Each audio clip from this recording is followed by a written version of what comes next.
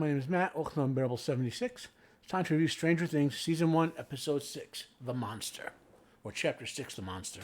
They're all chapter episodes. No real, production, same high quality as always. The music is always spot on, very well done. This changing of the scenes, always perfect. So, I hope last episode the plot threads would start to come together this episode, and I was granted that. It started to slowly but inexorably. You saw even when one that didn't come together, you can see how they're going to come together in the penultimate episode, which is episode 7.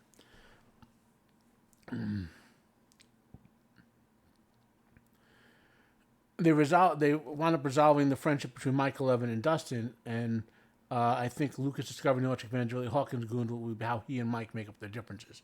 So that's kind of the end of the episode. Okay, so we'll talk my way through it now and some of the things I've noted. Hopper and Joyce, now having their subplots unified, they began to compare notes. Now it's kind of nifty how Hopper, seeing the different artwork, immediately clued in on where he made his error of assumption back with his questioning of that witness. Remember when he directed that witness who saw 11, actually thinking he might have saw Will. They continue to highlight that Hopper has a good investigative mind. He's aware of evidence. He keeps track of things. He's my favorite character in the show, number 1 so far. And I mean, granted, but... And, of course, that led them to the news about... we saw an article before that Hopper had read about a woman who was named Terry Ives. Now, it's not clear from the way they stated. Did she sue the Hawkins National Lab? Or did she just file a missing persons report and both of them turned out false? But we're being led to think that's Eleven's mother. I'm not going to commit to saying yes, it's definitely her mother until we actually have that confirmed somehow, but because there could be false leads, so to speak, in the show, on the story itself, Terry was in loads of government experiments, possibly involving psychedelic drugs, or might have been her motivation, because she came across as a hippie the way she's been described, until she wound up to the one that led to the Hawkins National Lab experiments. Eventually, they started trying experimentation with psychic powers, which was a real thing that the CIA and other agencies tried, as well as the KGB. They wanted to find out if these psychic powers were real in the 60s, because if they were, they would have valued them from a military point of view. Now, and of course, then she's pregnant. Then we find out she was pregnant while she was in the last set of experiments, and then her sister says she had a miscarriage. So and they think that Terry's delusional in thinking her child is alive. So that leaves us, that's almost, I'd say it's 90% chance Terry is Eleven's mother, but no guarantees yet. Terry's catatonic now, but they never say whether that's due to psychological reasons or damage from the experiments, or both. And the angle doesn't really get them very far, other than sort of giving us background information on how the 11 got there, if that's her daughter. Now onto what to me is the biggest, coolest part of this episode. So I call the kids the AD&D group, meaning the Advanced Dungeons and Dragons group or crew, just because that's how I think of them, having been their age and playing it myself and all that. So the fracture on an ADD crew broke. Lucas' distrust of 11, Mike seemingly blind faith in 11, and 11's inability to communicate. We saw last episode with her slamming Lucas into a car to protect Mike because she reacted and she can't communicate because she's trying to protect them from the Hawkins National Lab, But then we get to this episode where we see them when they're all getting ready. Lucas gets ready Rambo style to continue the search for the portal. Dustin and Mike search for 11. 11 does what she has to do to survive in a rather funny, if tragic sense, in that supermarket scene. I was kind of laughing, but kind of like, horror laugh. Because 11 has no social... Understand this. She's a nice kid. She doesn't want to hurt people. But she has no social... And I'll talk about this later in the episode. She doesn't have any socialization to not hurt people. It's just our sort of way, how being a gentle person.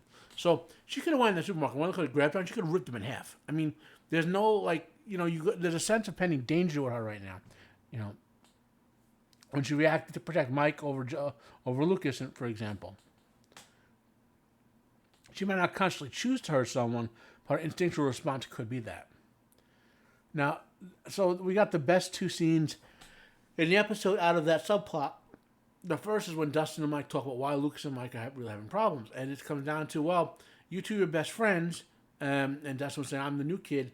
but now you have this girl that you're interested in. And Mike, oh, it's not like that. Well, even if it's not like that consciously, Mike is the actor who plays Mike is portraying himself as being attracted to 11. Okay, in the 13-year-old sense of being attracted, not like and so he's clearly told, but behind the scenes in the script, okay, Mike likes 11, but he's not willing to admit it, or he doesn't understand those feelings yet. So you got to act that way, So like you know what I mean. You got to act interested in her without knowing you're interested in her, which as human beings you kind of understand. When those feelings turn on us when we're kids, you kind of don't know what they are. I mean, all of a sudden you're one of your two best buds who could be a girl, and all of a sudden you're like, why am I looking at her eyes or her other body parts?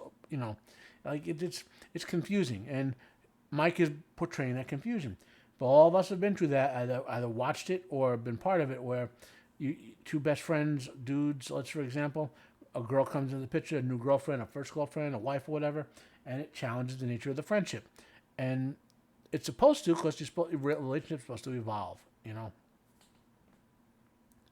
So, but that was a really cool talking to that Dustin gave Mike. And I'm liking Dustin. I'd have to say Dustin is probably my second favorite character so far. But there's a couple that are kind of in that same sort of tier, I like Jonathan a lot. I like Nancy a lot. I don't like John and Nancy's subplot. Well, no, look at that. I don't like Nancy's subplot with Steve, and I'll get to that later. And the best scene in it is when 11 shows up, and saves Mike when that asshole when he jumps. Because I mean, that little kid's a psychopath. I don't know. That was borderline unbelievable. That 13, 14-year-old, whatever, will come back with a knife and threaten to murder someone that way. I mean, yeah, he's embarrassed badly. I get that, but the knife kind of was pushing it. But I was okay. I was like, okay, he's really. I had to think in my head. Did it ruin the episode for me? Because I was almost taking me out of my suspension of disbelief. I was like, okay. I thought for a few seconds, no, okay. He's really psychologically scarred by the urinating thing in his pants, and not knowing how it happened. That's a flight. That's a flight or fight. Type, and the fight reflex is kicking in. Okay, so I kind of went okay with that, and then back to that scene again. Remember, I said before in Supermarket, 11 could just rip those people apart if they try to stop her instinctually, not because she wants to hurt them. Well, she chose to hurt the bully with the knife. I don't know his name, and she basically staked our ground that I am going to hurt someone, and hurt someone if I have to protect the people. This guy who's been nice to me. So, and I love that scene. It was 11 stand up for our friends. It was balanced to the storyline, so to speak, and whatnot. Now, on to Nancy and Jonathan's subplot, as I mentioned. Before there's some issues here. It was kind of trudging along, kind of because I don't care about Barb. I did like Nancy's sort of in the other dimension, running from the monster parts. I liked how the back and forth when we were in the two dimensions, we could hear each other a bit. That kind of was cool. But it feels like this plot really needs, and it looks like it will tie in as of next episode. Hopper will go to the station. He'll explain why did Jonathan do this. Maybe Joyce will yell at her son, saying blah, blah, blah, and they'll give each other the evidence they need to put more stuff together, and there'll be one plot again. Okay, that's what we need to happen there, because Steve right now feels like a seventh wheel. Like Steve, I don't want to see Steve for the rest of the season. Unless he does something interesting, like save someone or whatever, he has no bearing. I mean, they did not make his relationship with Nancy. I would have been impressed if somehow in that situation, Steve realized something was wrong, that Jonathan wasn't having a relationship with Nancy. That somehow figured out that she was with Barb and kind of smart and manned up. I would have been impressed if they wrote it that way. But as now the Steve problem maybe knock a slight point off this episode. So I hope Steve and Lonnie just go away. I know they don't, but I just hope they do. Now, lastly, on the creepy scientist dad in the flashbacks, we get the reveal that 11 opened the hole to the upside down. That's interesting. I thought they were going to go a slightly different angle where they were maybe going to try to use her to close the hole or to explore it type thing, that they had the hole already, but okay, fine.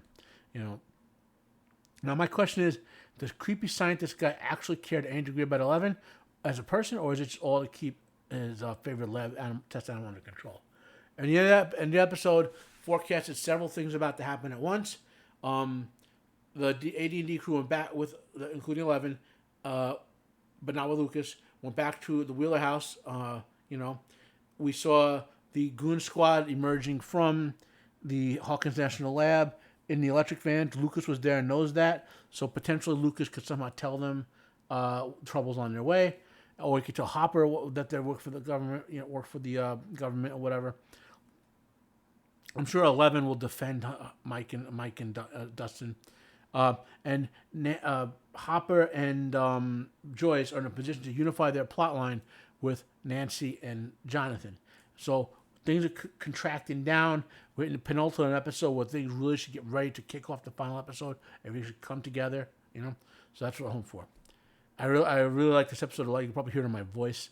I could talk for hours about it. I'm trying to keep this to like maybe a 10, 12 minute review type thing. But fundamentally, it's time to move forward. I want to watch the next episode maybe tomorrow and do my review of it, get up as soon as possible. I rate this one a 9.9 out of 10. Only the pointlessness of Steve in this episode.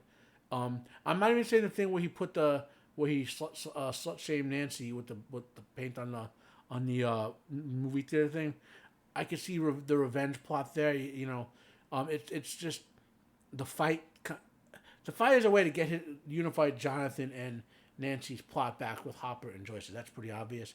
I would prefer Steve would just disappear from now, and I prefer the fight didn't happen some other way for the plot to unify happen. So I wanted to see this episode already. I rate this one a 9.9 out of 10, even a 9.95 out of 10. Just friggin' Steve made it 9 out of 10.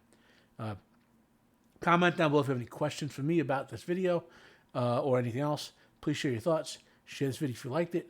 Like if you like, dislike if you dislike. Subscribe if you want to hear more from me. My name is Matt. This has been Unbearable 73. Have a nice day, and I am out of here.